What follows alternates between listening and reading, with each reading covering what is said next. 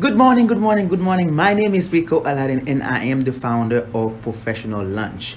Today, my guest is Naomi Disrud. She's a communication manager. I am so happy to have her for another episode of Professional Lunch. I'm going to let her introduce herself.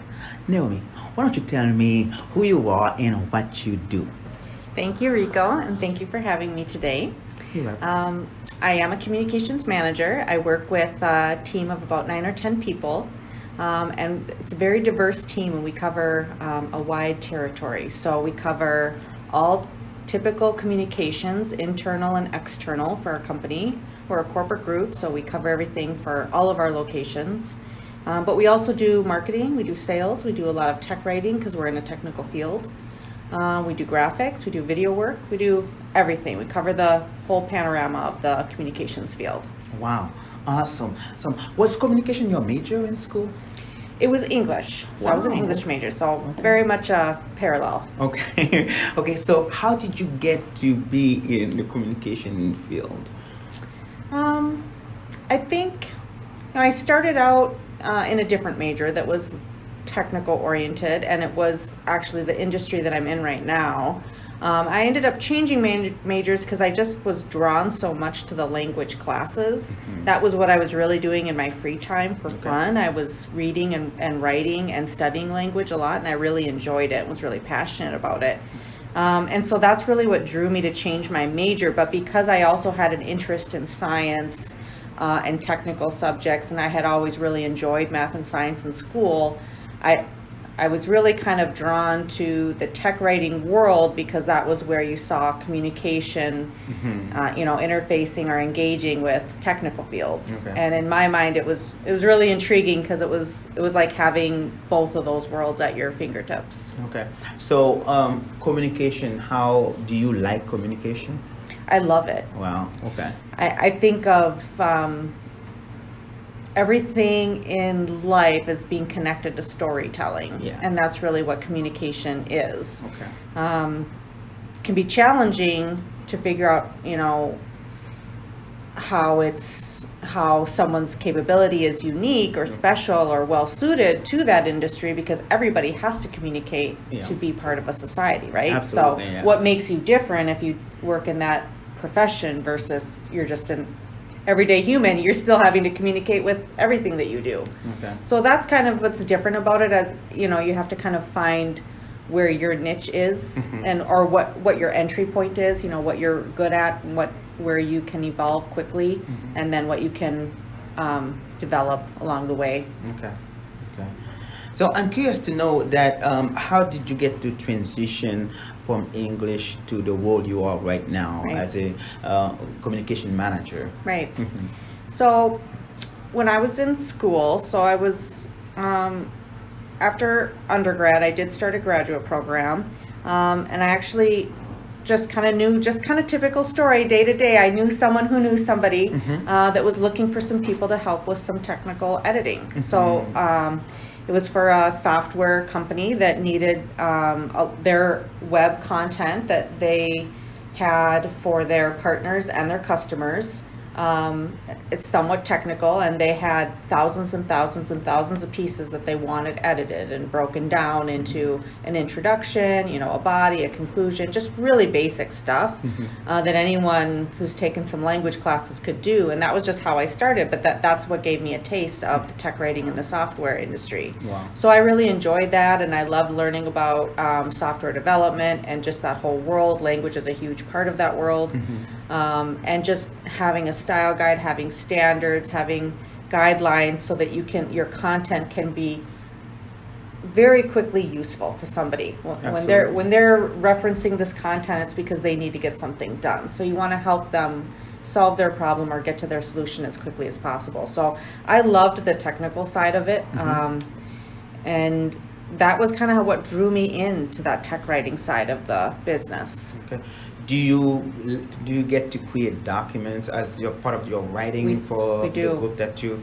work with? We create a ton of documents. That's a Okay. huge part of our world. So my group, we turn out a lot of what's called proposals.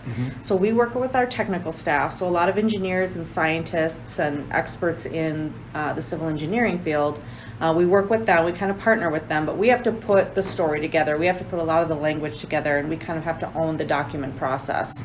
Our clients have specific challenges that they're trying to deal with. Projects in the environment or in the infrastructure that they need to solve, that they need to upgrade. And so we're trying to pull all the pieces of the story together, because you have to have many different kinds of technical expertise, and your client will usually tell you how they want that information. So every client wants it differently. So you just have to tailor each one to them. Wow, very nice, very nice. So from what you tell me, I'm curious to know, what do you look forward to the most when you go to work every day? I'd have to say it's kind of a tie between working with my team. I have a great team, and they're young, full of energy, and always interested in learning more and developing themselves. And they're just great to work with, great team players. And then the other, tied with, I always am learning something new. I absolutely love the industry that I'm in. I get to learn about everything in the environment that I'm using every day. I get to learn how roads are made. I get to learn how bridges are made. I get to learn how water is treated so that I can drink it and have it out of my tap. I get to learn what happens when it rains. Where does all that water go? What do they do with it? Exactly. And so there's just so much. If you look around you, you're surrounded by the natural world and by civil infrastructure. And so my field is really where those two intersect. So I get to learn about, I'm not the technical expert at my field when it comes to those areas of expertise, but I get to learn about it every day. I learn something new. Very nice, very nice. So is it fair to ask, what does a good day look like at work? Sure. Yeah. A lot of times we're learning about, we're trying to figure out how to communicate about the work that we've done to the world, so that other clients that might have a similar issue can learn what we're capable of, and maybe we would be a good fit for that project for them. We're private industry, but we're always wanting to learn, what are our clients, what are their challenges, struggles, what projects do they have coming up that they need help with, and how can we help them?